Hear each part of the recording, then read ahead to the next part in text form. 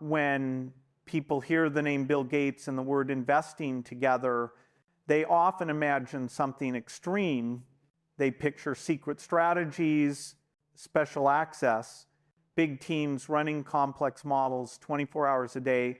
But if you looked at the way my life and my money have actually played out, you would see something very different. You would see the power of simple ideas applied patiently over a long period of time with a lot of focus on numbers and reality instead of drama. When Microsoft went public in 1986, I was in my early 30s, and I still felt like a kid who liked writing code. A year later, in 1987, Forbes called me the youngest self-made billionaire in the world with a net worth of about $1.25 billion. Today, after decades of work, many market ups and downs, and tens of billions given away, my net worth is still well over $100 billion. That did not happen because I was chasing wild bets every week. It happened because of compounding, patience, and a very boring approach to risk. The same thing is true on the philanthropic side. When we formally created the Gates Foundation around the year 2000, the endowment was already more than $20 billion. By 2018, it had grown past $46 billion. By the end of 2022, about $67.3 billion. By the end of 2024, more than $77 billion, and rising to roughly $86 billion by mid-2025. I have pledged to donate essentially all of my remaining fortune, and the plan is to spend roughly $200 billion over the next 20 years, then shut the foundation down around 2045. You cannot promise that kind of spending unless you have a long-term, disciplined, mostly boring investment strategy behind it. So when I talk about 5 lazy investments that beat inflation, I am not speaking in theory. I am speaking as someone who has lived through these numbers, watched markets move, and had to make sure the money would be there, not just for me, but for millions of people who depend on vaccines, education, and health programs. Let me start with low-cost index funds. If you look at the United States stock market over the long run, the math is very clear. Since the 1950s, the S&P 500 has produced an average annual return of around 10.5% before inflation and about 6.7% after inflation. Over the last 30 years, up to 2025, the average yearly return has been a little over 10.4%, with a real return after inflation of roughly 7.7%. That means if you had put $1,000 into a broad S&P 500 fund 30 years ago, reinvested the dividends, and done nothing else, that $1,000 would now be close to $20,000. Same market, same fund, no clever timing, just time and compounding. When you look at the performance of active fund managers, the numbers are brutal.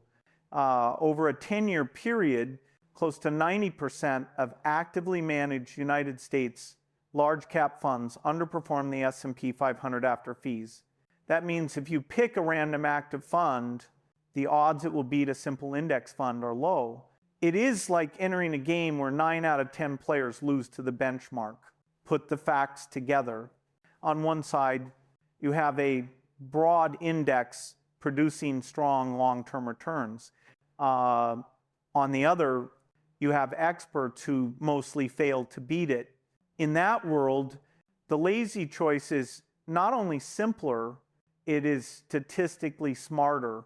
That is why a big part of any sensible plan is owning low-cost index funds than getting out of your own way.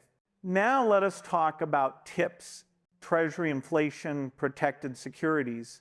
Inflation does not make headlines every day, but the math is always running If inflation runs at 3%, prices rise 34% in 10 years and 81% in 20. That means if you keep $10,000 in cash for 20 years, earning almost no interest, your money loses nearly half of its real buying power. Tips prevent that from happening to part of your savings. The principal of a TIPS bond adjusts with inflation. If inflation is 3%, your principal rises 3%, and your interest is calculated on that higher amount. Hold it to maturity, and you get back at least your original principal, usually more. You are not getting big returns, but you are protecting your savings from slow and silent erosion. For long-term obligations like vaccine programs at the foundation, this stability is critical. Now, let us move to dividend aristocrats. These are companies that raise their dividends every year for 25 years. That means they increased their dividends during the dot-com crash, during the financial crisis of 2008, and during the pandemic in 2020. You cannot fake that kind of stability. If you had invested $10,000 into strong dividend-paying companies decades ago and reinvested the dividends, your long-term gains could be significantly higher than a non-dividend portfolio. Studies show that in long time periods, over half the stock market's total return came from reinvested dividends. The percentages change with each time period, but the pattern is consistent. This is also how the foundation invests. Stable companies pay dividends every quarter. We reinvest or reallocate them, and over decades, the effect becomes massive.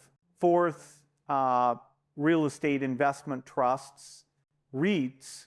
Think of a data center REIT with dozens of facilities worldwide. Each facility hosts thousands of servers. Companies pay steady fees to use them.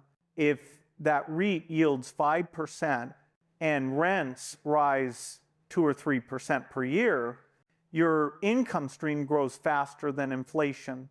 Invest $20,000, collect $1,000 in dividends, reinvest it, and next year you earn on a larger amount. Repeat this for 10 or 20 years, and your income can multiply significantly without ever repairing a roof or dealing with tenants. Finally, the most powerful lazy investment, your own skills. People focus on the big net worth numbers, but none of that existed before years of learning and reading. Even today, I read about 50 books per year because knowledge compounds. Let us put numbers on this. If you earn $40,000 a year, learn a new skill worth a 10% raise, your income rises to $44,000. Invest just half of that raise, $2,000 per year, at a 7% real return, and over 30 years, you accumulate around $200,000 from that improvement alone. Combine it with your base savings and investments, and the multiplier effect becomes enormous.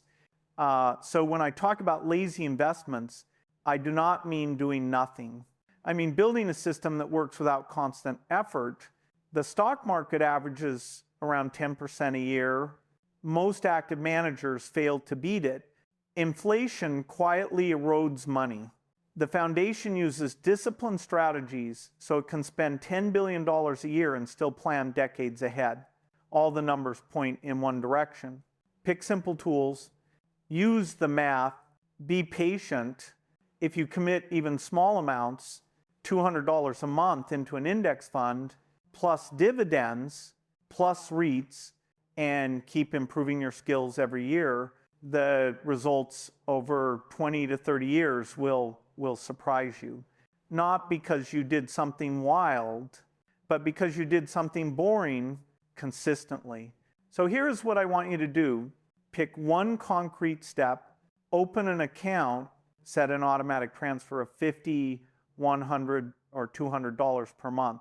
Or decide you will read 6 serious books this year and complete one online course that increases your income by 10%. Write the numbers down, make them real. And if this way of thinking makes sense, share it. If this is a video, click like, subscribe, and comment with the number you are starting with and the skill you plan to learn. You do not need to be a genius. You need to respect the math, choose good lazy investments, and give compounding the space to work. That is how I built my life. That is how the foundation funds its mission. And that is how you can quietly, steadily beat inflation and build real wealth too.